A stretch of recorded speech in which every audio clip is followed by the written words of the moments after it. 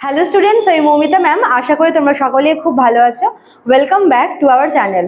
আজকে আমি তোমাদের 4th সেমিস্টার এমডিসির কনস্টিটিউশনাল ল থেকে আর্টিকেল 19 আর আর্টিকেল 20 এর উপরে ক্লাস নেব।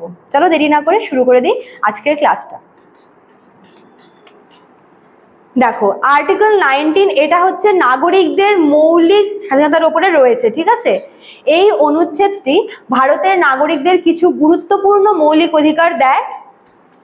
6টা আছে মোট এখানে। হ্যাঁ, দেখো, ফার্স্টে 1 নাম্বারটা কি বলেছে? মত প্রকাশের স্বাধীনতা, অর্থাৎ যে কোনো ব্যক্তি তার বাক স্বাধীনতা রয়েছে এবং সে নিজের ওপিনিয়ন কিন্তু রাখতে পারে, ঠিক আছে। তার যে কোনো বিষয়ে তার মন্তব্য তিনি রাখতে পারেন।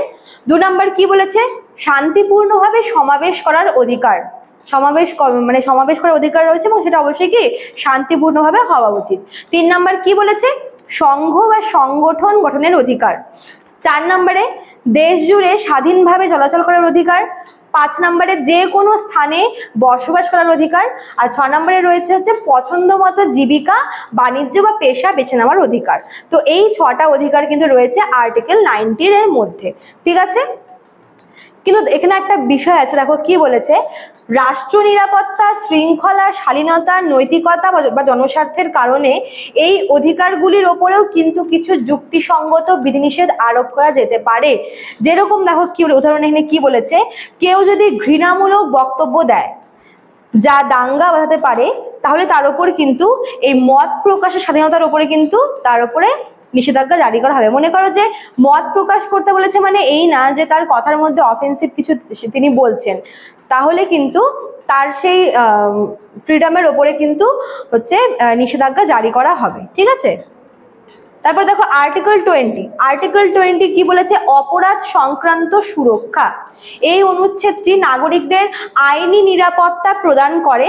টোটাল কিন্তু 3টা আইনি নিরাপত্তা রয়েছে এবং বিশেষ করে ফৌজদারি মামলার ক্ষেত্রে কিন্তু এই নিরাপত্তাটা কাজ করে।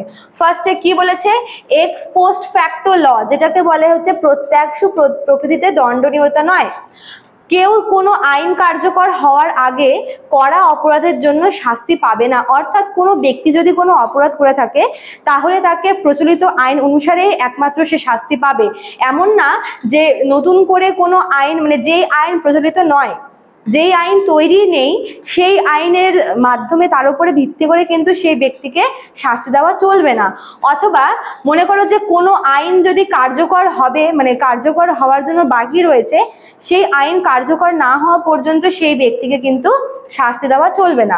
2 নাম্বার কি বলেছে? এটা ভীষণ ইম্পর্টেন্ট, ডাবল জিওপার্ডি। এটা মানে কি? দ্বৈত দণ্ডের বিধি নিষেধ। একবার কারো বিচার হয়ে গেলে তাকে একই অপরাধের জন্য কিন্তু আবার তার বিচার হবে না। মানে মনে করো কোনো ব্যক্তি কোনো দোষ করেছে, তার বিচার হলো, তার শাস্তি হলো, এবার তার সেই একই অপরাধের জন্য যদি তার আবার বিচার হয়, তাহলে সেটা কিন্তু আইনত অপরাধ। মানে কোনো ব্যক্তি একবার করা ক্রাইমের জন্য একবারই কিন্তু তার বিচার হবে এবং একবারই সে শাস্তি পাবে, ঠিক আছে। 3 নাম্বার কি বলেছে? স্বয়ং দোষ স্বীকারে বাধ্য করা যাবে না, যেটাকে সেলফ ইনক্রিমিনেশন বলে।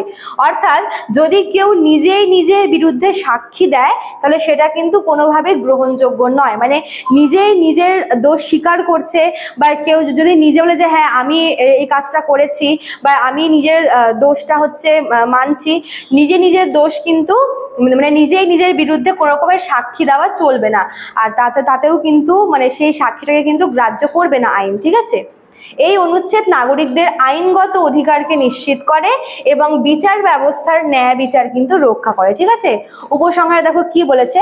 অনুচ্ছেদ 19 এবং 20 ভারতের নাগরিকদের মত প্রকাশ, চলাফেরা এবং আইন নিরাপত্তার অধিকার দেয়। এই অধিকারগুলি কিন্তু ভারতীয় গণতন্ত্রকে শক্তিশালী করে তোলে এবং নাগরিকদের মৌলিক স্বাধীনতাও কিন্তু রক্ষা করে থাকে, ঠিক আছে। তো এই ছিল তোমাদের আজকের ক্লাসটা। দেখো, 2টো নাম্বার দেওয়া আছে এখানে শেষ স্লাইডে।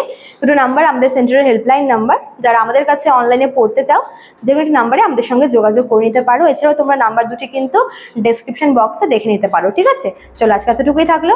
দেখা হচ্ছে নেক্সট ক্লাসে। থ্যাংক